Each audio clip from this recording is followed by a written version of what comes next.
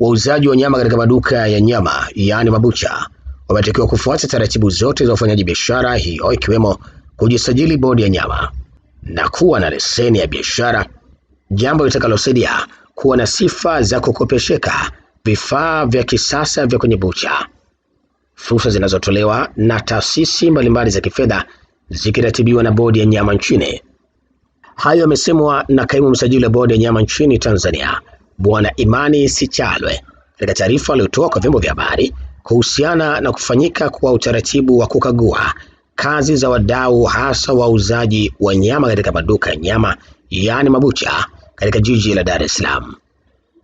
Bodi ya nyama ipo katika utaratibu wa kukagua kazi za wadau, hasa wauzaji wa nyama katika maduka ya nyama yaani mabucha katika jiji la Dar es Salaam, hasa katika manispaa ya Temeke.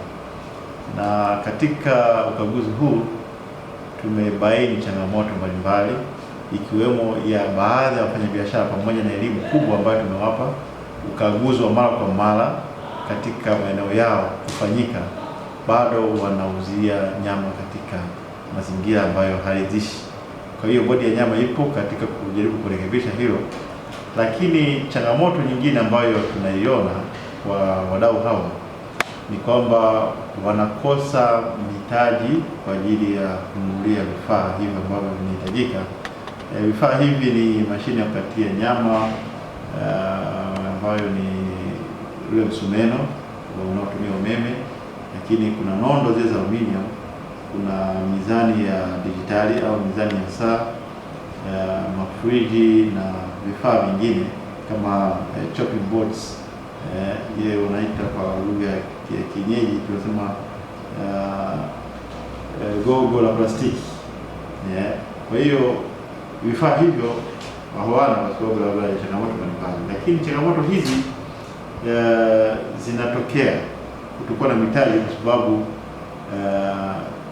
wana sifa za kukopesheka, lakini changamoto yao ni kwamba hawana vielelezo ambavyo vinaweza kuwafanya wakakopesheka. Kwa mfano, kuna benki mbalimbali ambazo zinaweza kukopesha, kwa mfano kama Amana Bank, kama ambavyo mnafahamu. Juzi hapa kuna moja mwezi wa 11 nilikuwa Arusha kugawa vifaa ambavyo vinakopeshwa na benki ya Amana, lakini vinakuwa vinasambazwa na kampuni la Water Trans ambayo yote hapo Arusha. Kwa hiyo wanakopesheka, isipokuwa sasa benki haiwezi kumkopesha mtu ambaye hana hata leseni ya biashara.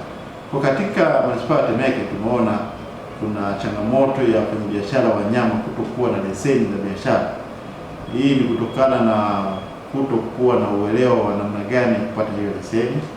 Kwa hiyo ni waombe maafisa biashara katika maeneo yote, katika halmashauri zote, wapite katika wafanyabiashara hawa, katika maeneo ya wafanyabiashara hawa, wawaelimishe, kwa sababu kwa kukosa leseni ya biashara huyu mtu anaweza akakosa mkopo. Kwa hiyo ni vema kila mmoja ambaye anafanya biashara hii akawa na leseni, na kama wanahitaji maelezo zaidi, basi watuone, sisi tutawapeleka. Na jana na leo nimepokea wageni kutoka wafanya biashara hawa, wageni kwenye ofisi yangu kutoka manispaa ya Temeke, ambapo walikuwa na changamoto hiyo, wanataka tulefushe muda wa wao kuwa na vifaa hivi. Kwa kweli tumekataa, lakini tumejaribu kutatua tatizo lao. Kumbe kutopata leseni kwao ni wanasema wamelipia kwenye halmashauri, lakini hawajapata hizo leseni. Wamelipia fedha za kupata leseni, lakini hawajapata leseni zao. Kutopata leseni kwa sababu ya kutokidhi baadhi ya vitu. Kuna vitu ambavyo bado hajatimiza au kutimiza baadhi ya vitu. Kuna vitu kama mkataba ulikuwa hajakaa vizuri, lakini kwa bahati nzuri sana leo nilipoenda halmashauri ya manispaa ya Temeke, nimekutana na afisa masoko ambaye alikuwa na kaimu afisa nafasi ya afisa biashara. Yeye ametoa maelezo mazuri sana kwa wafanyabiashara hawa, na wamefurahi sana kuona kwamba kumbe kuna wafanyakazi wa serikali wana msaada mkubwa sana katika biashara zao, na wameambiwa kwa lugha nyepesi sana, wameelewa. Na Jumatatu huyu jamaa anaendelea kuwahudumia, na ndani ya muda mfupi watapata leseni zao. Na kwa jinsi ambavyo wameniambia ni kwamba wameshaongea na benki ya NMB. Kwa baada ya kupata tu leseni zao wataenda kukopa benki, alafu benki itakapowapa hela basi wataweza kununua vifaa na wataendelea. Kwa rai yangu ni kwa watumishi wa serikali, hasa hawa maafisa biashara na afisa masoko, wawatembelee hawa wafanyabiashara wa nyama na waeleze vitu gani wanahitaji, wasikilize vitu gani wanahitaji, changamoto zao zile, wasikilize changamoto zao, na mwisho wa siku tutakuwa tunaenda sawa, kwa sababu bodi ya nyama itakuwa imetekeleza kazi yake ya kuhakikisha kama nyama inauzwa katika mazingira masafi, na wao halmashauri zao zitapata fedha. Lakini kitu kibaya hapo ni kwamba si vizuri kuchukua hela ya mtu afu hujampatia ile leseni ambayo inaweza kumsaidia kwa mambo mengine ambayo nimesema ni mkopo. Kwa hiyo operation hii ambayo imeanza Dar es Salaam ya kuondoa vifaa ambavyo havitakiwi kwenye mabucha, kwa mfano kama nondo zile zenye kutu zile, kwa kweli tunaziondoa, pamoja na magogo yale ambayo tumekuwa tumekataza, na mwisho wa matumizi ya magogo ilikuwa 39 mwaka jana, yani mwaka 2019. Kwa hiyo kwa mtu yoyote ambaye kwa kweli bado anaendelea na vifaa hivi vichafu ambavyo inasababisha nyama kuchafuka, nyama kutokuwa bora na salama, basi huyo mtu atachukuliwa hatua. Hatua zetu ni mtu anapigwa faini ya shilingi 100,000 kwa mujibu wa sheria namba 10 ya mwaka 2006, sura namba 421, pamoja na mabadiliko yake ya sheria ya mwaka ya sheria namba 1 ya mwaka 2020. Kwa hiyo ni vema kila mmoja ambaye anafanya biashara ya nyama afuate utaratibu ambao umewekwa. Lazima awe na vifaa vinavyotakiwa kwenye bucha. Tuige mfano wa watu wa afya, wizara ya afya, maduka yale, madawa yale, ukienda kila mahali yako katika standard nzuri sana. Basi na sisi bodi ya nyama tunataka maduka yote ya nyama yafanane basi kidogo na yale, sababu ya msingi vinaenda moja kwa moja kwenye mwili wa binadamu. Kwa lazima kulinda afya za binadamu. Wakizungumza mara baada ya kupatiwa elimu juu ya umuhimu wa kufuata taratibu zote za ufanyaji biashara kuuza nyama kwenye bucha, lakini pia uwepo wa fursa za kukopeshwa vifaa vya kisasa vya kwenye bucha, baadhi ya wafanyabiashara wa kuuza nyama kwenye bucha wamezungumza. Changamoto iliyoko bwana, kwa hatujajielewa kabisa kwamba leseni ni muhimu sana. Ya leseni kama ni mlango ni mlango kubwa sana wa kufanya mambo yetu. Kwa hiyo ndio nitambua bodi ya nyama bwana, kwanza kupitia mkurugenzi bodi ya nyama, vitu mshukuru sana. Jamaa amejitoa sana, abarikiwe sana. Kujitoa kwake sisi ndio tumepata ufumbuzi. Ametusaidia sana mpaka tumefika pale kwake. Kwa mtu mwingine tunavyojua sisi wakubwa, kwa mtu kama mimi kuongea naye ana kwa ana na kuongoza na kunielewesha mambo kama hayo ni wachache sana, lakini jamaa abarikiwe sana.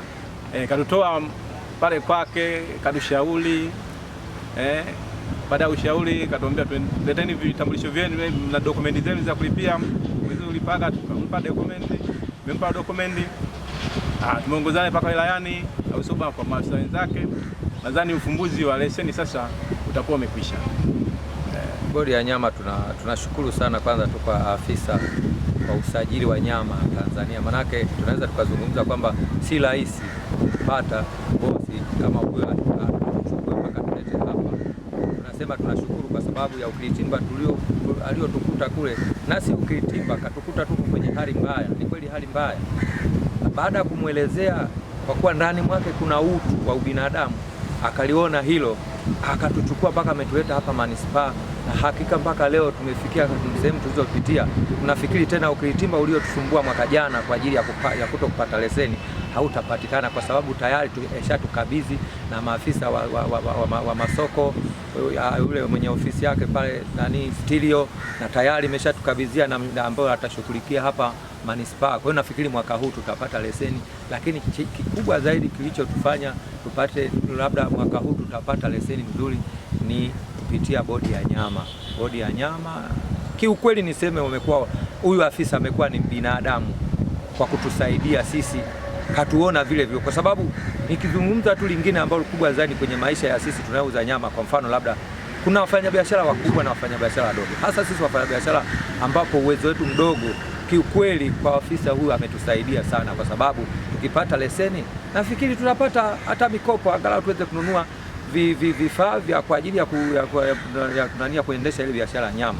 Kwa hiyo nikisema tu zaidi sana na washukuru bodi ya nyama, ametufanyia vizuri kabisa huyu afisa, na ni Mungu tu ambariki sana.